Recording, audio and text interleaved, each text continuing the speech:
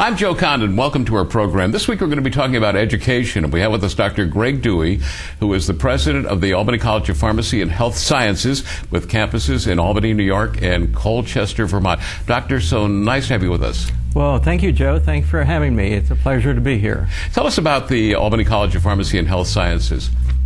Well, the college is one of the oldest pharmacy schools in the country. It was founded in 1881 and has a long tradition, especially in New York State. Back in the day when there were independent pharmacists throughout the state, virtually all of them were our alumni. We have long traditions in the state, but pharmacy has grown and it changes, and as we move into the modern era, it's become much more complicated. So we have expanded from a pharmacy school to pharmacy and health sciences, so that we felt we needed to have a broader academic footprint. We needed to build up some aligned areas, things like clinical laboratory science, pharmaceutical science, microbiology and chemistry. So we have an undergraduate program, we have a couple of graduate programs, and the signature program is the Doctor of Pharmacy. And we continue to serve New York State and beyond as well in our Vermont campus. Tell us about the Colchester, Vermont campus. That's a little different than the one in New York State and Albany. Yes, so Colchester, Vermont, it's our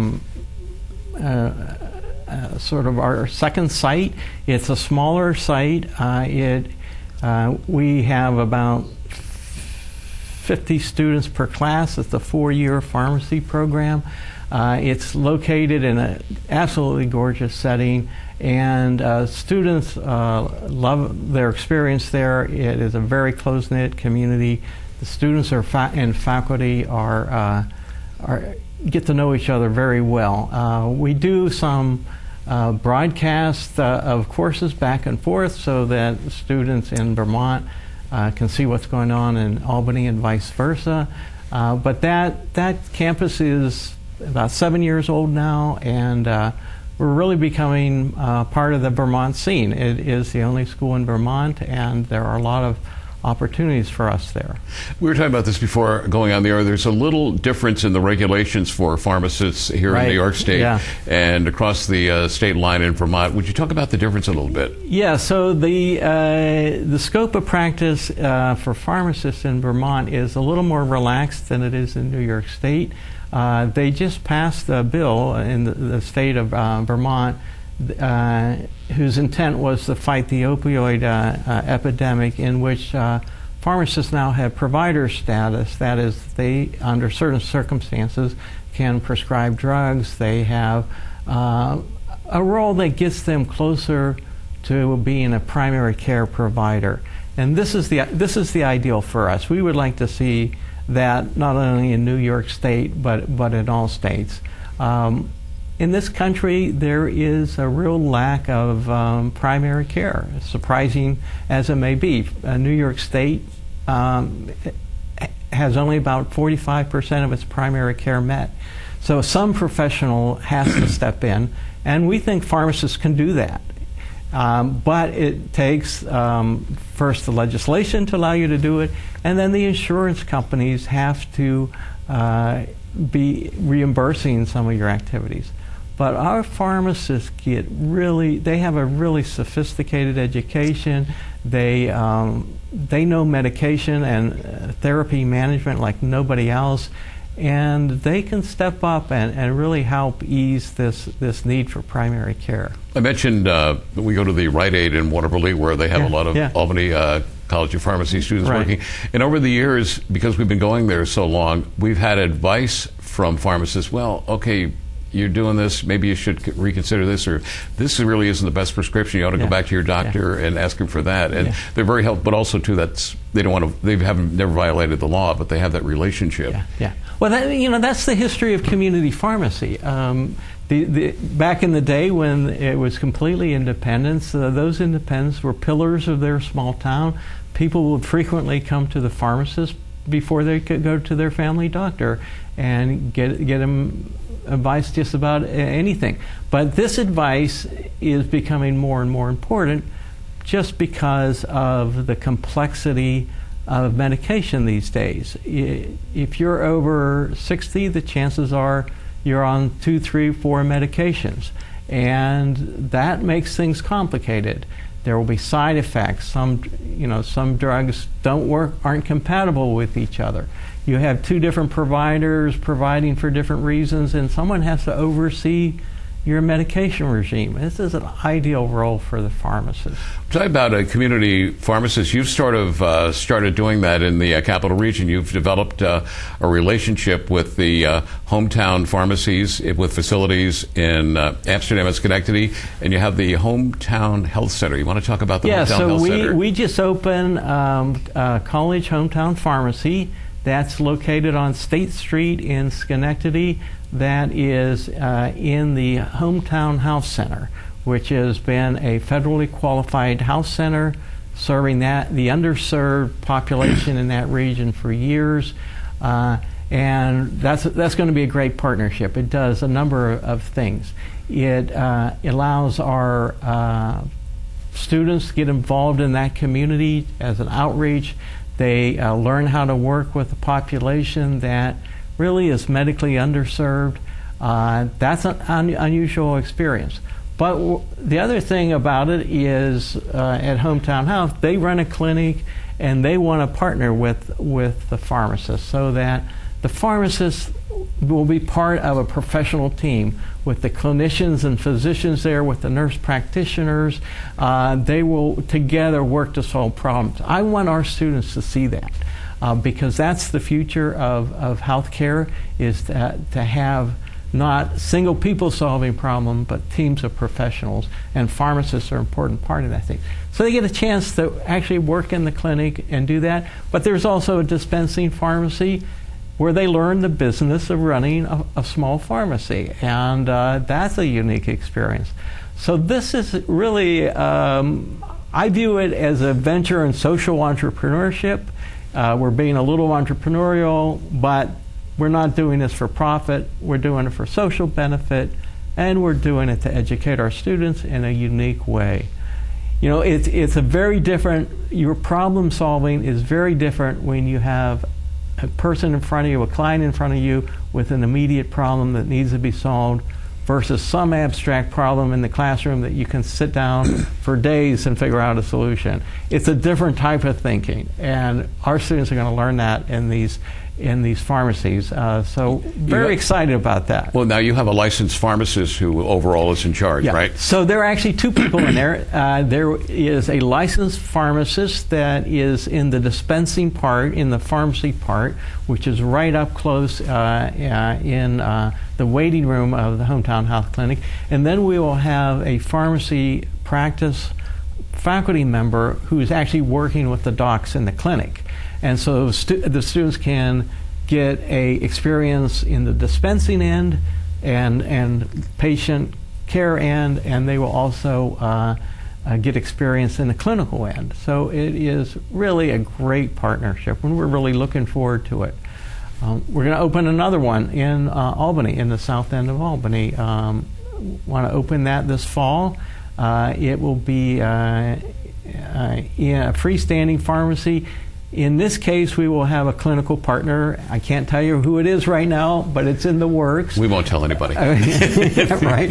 But we'll have a clinical partner, and we will be providing a suite of services: pharmacy, pharmaceutical services, clinical services, and medical education for this population. So it's really a new model of a pharmacy clinic that we think will be a great thing for neighborhoods that are underserved, neighborhoods where people have transportation issues, and it will provide a one-stop shop for certain low acuity conditions. So it's really a novel approach, but it is also a great learning experience for our students. So more to come on the Albany.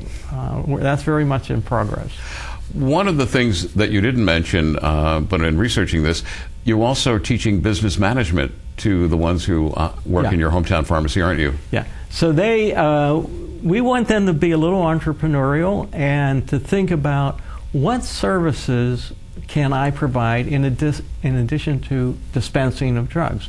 What sort of things can I help the patient with? One of them could be helping them find insurance, or helping them reconcile their meds, or helping them learn about diabetes. So we had the class, the third-year class, do business plans on what projects that we could add to the services at Hometown Health. So the whole class had to work in teams.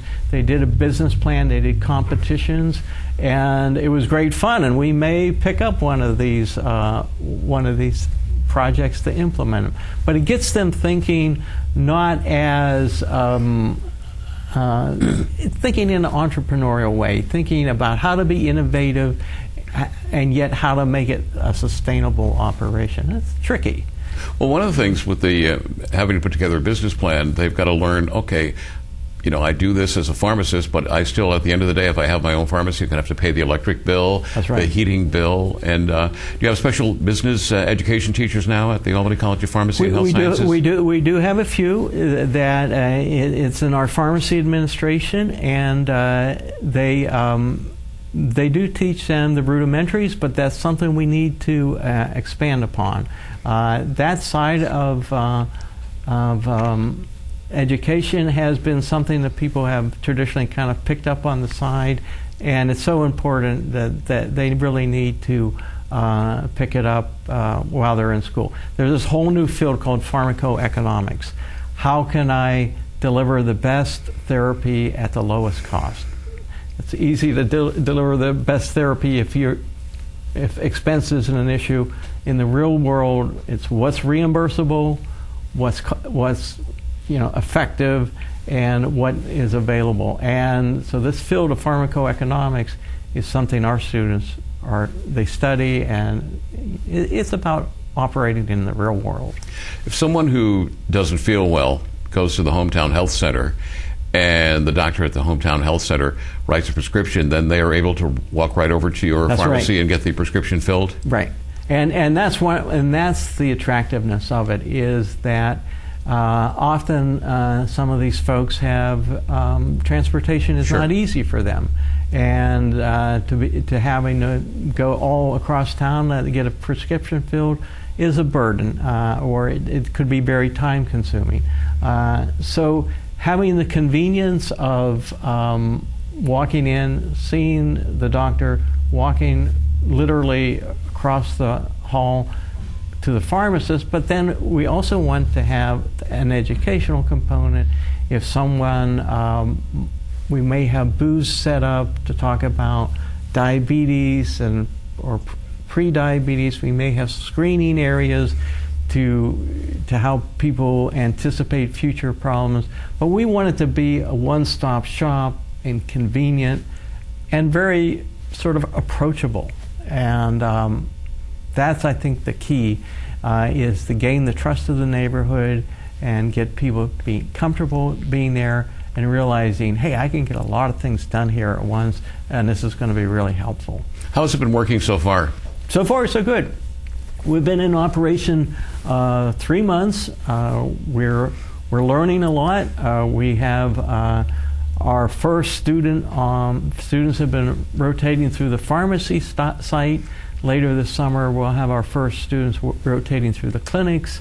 And Joe Gambino, the CEO of Hometown Health Centers, has been very supportive, and we're building a great partnership there. So it's just the beginning, but so far it's looking pretty good. Joe Gambino is a good guy. Where I work in broadcasting and radio, he used to be our news director. So, yes, I hate to be filmed next to Joe because he's a pretty polished guy.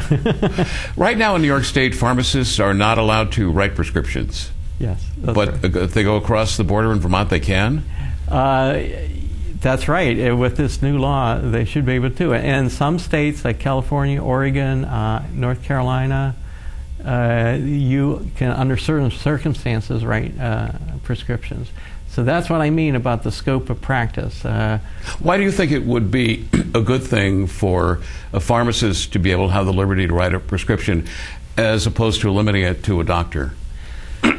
It's just about, it's almost a workforce issue. Like I said earlier, the primary care we just have a dearth of primary care. There are a lot of unmet needs. Someone has a low acuity condition like an earache or a sore throat.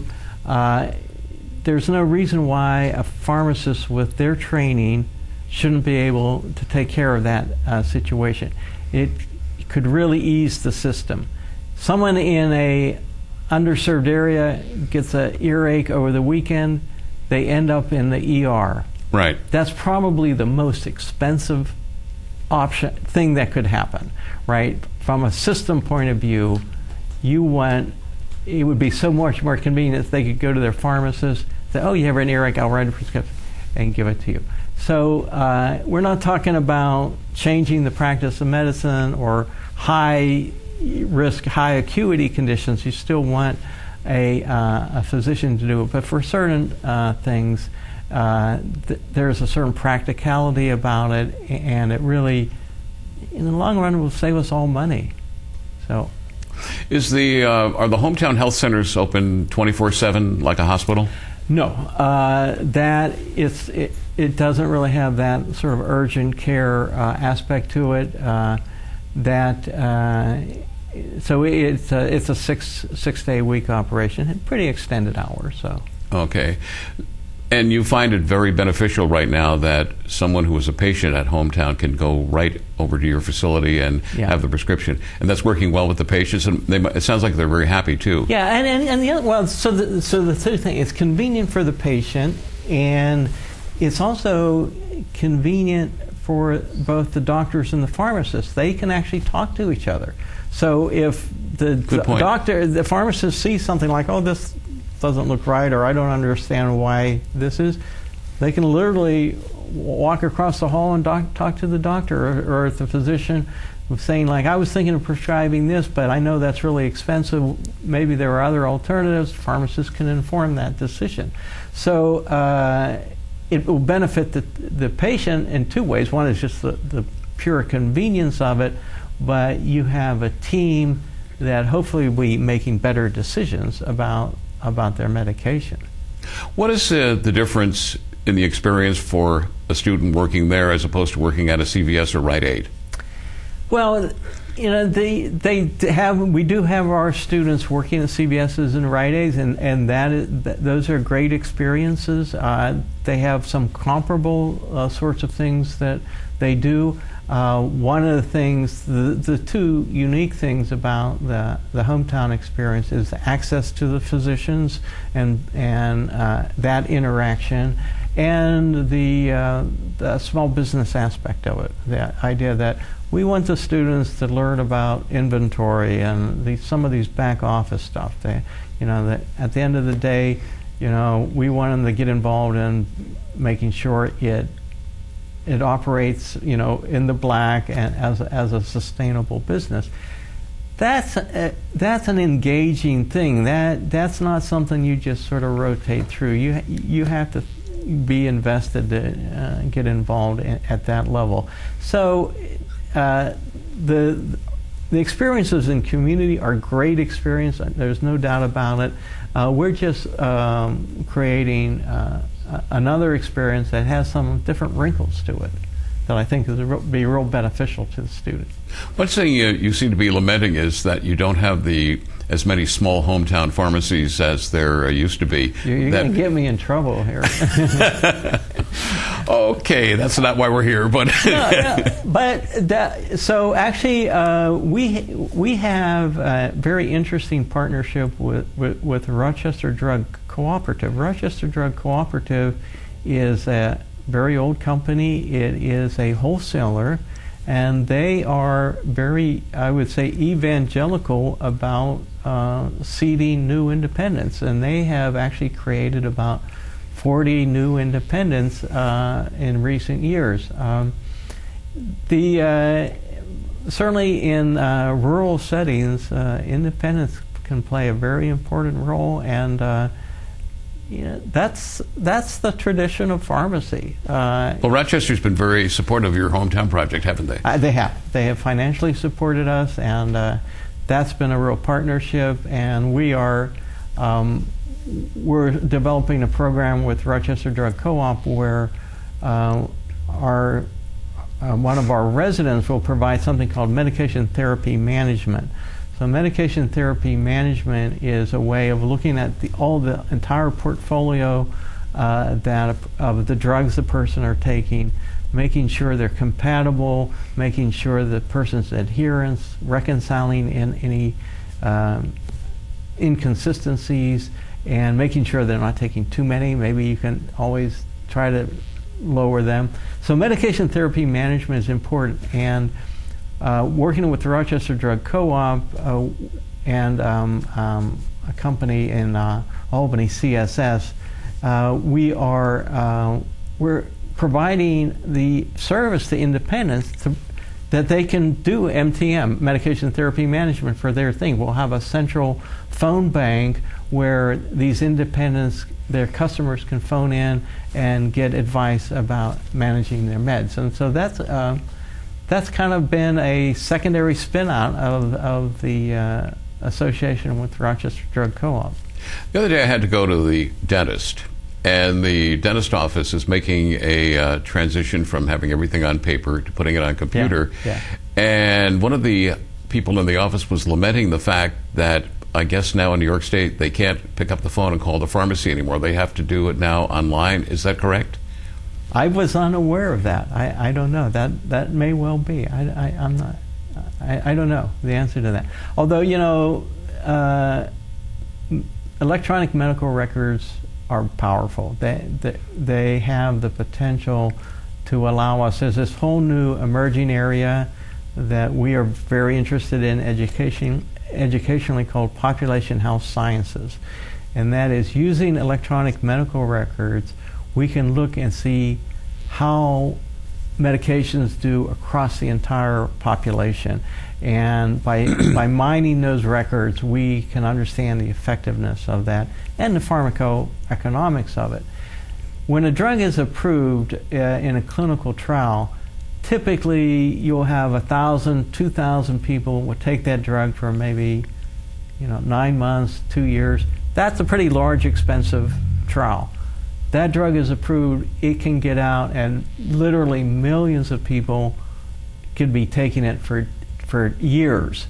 So how that drug performs in that population is very different than the almost scientific setting of a clinical trial.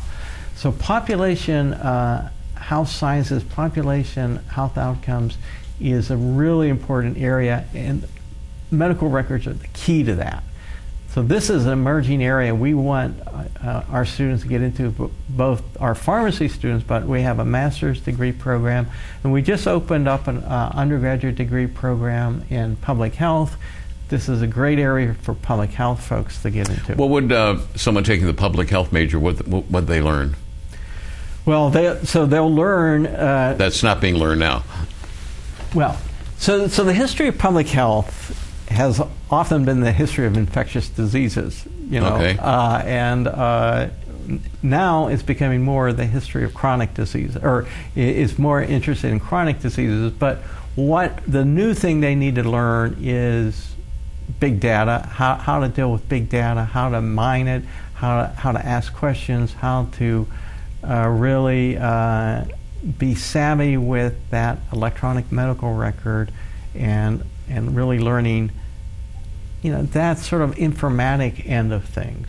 I saw a really interesting study of New York State of the overprescription of antibiotics. This is a real problem. Antibiotics get overprescribed, and then you develop these resistances to them, and it's hard, especially with staff, and it's hard to knock out the resistant thing. But by mining Medicaid records, this group was able to identify county by county which counties were overprescribing antibiotics. So this is how you could imagine from a public health perspective. Then you can go into those counties and try to understand, well, who is it that's overprescribing? Why is this? And let's try to control it. Well, there might not necessarily be overprescribing, and there could be a special, unique need in that county that isn't in other counties, There's right? potential. You have to be careful how you do these, but the thing is, it's a lot easier if you can get online and get access to electronic medical data rather than going out and doing surveys and the laborious old way of doing things. So the informatic part of it could have a very bright future, and we want to be part of that. We only have a few minutes left, and you were talking about the difference in operating a pharmacy in the state of Vermont and the difference in operating a pharmacy here in New York State. Do you have any recommendations for all of the legislators around New York State that are watching today? Some things that you would like to see happen? Well, we talked about John McDonald, your friend and mine, and I'm sure he would be supportive of a broader scope of... What changes would you like to see made that you and John McDonald endorse? Well, the thing would be to give a pharmacist provider status, just like a... What do you mean by provider status? So that they can write prescriptions for certain things, just like a nurse practitioner could. So that we could... and there are other things, too. There are things called collaborative practice agreements, where under the supervision of a physician, a pharmacist can have a broader scope of practice. But pharmacists can handle some things that don't really need to go to a physician. And that really helps the system. If the pharmacist can be a player as well and work either in a team or under certain circumstances independently, that helps us all, because there is a crisis in primary care. We are not getting the primary care that we need, and I don't know how that gap is going to be filled. Somebody has to fill the gap, and pharmacists are really an underutilized resource. I have about 30 seconds left. If you could briefly tell someone watching today that's in high school why they should become a pharmacist. Go ahead. This is a great era for the practice of medicine. Someone said if the 20th century was the century of physics, well, the 21st century is certainly the century of biology. And we are seeing the impact of enormous, deep understanding of human biology that allow us to craft therapies that improve human condition. And Doctor, we are out of time. Thank you. You were a great guest. Our guest, Dr. Greg Dewey, president of the Albany College of Pharmacy and Health Sciences with campuses in Albany and Colchester, Vermont. I'm Joe Condon. See your pharmacist and have a wonderful day.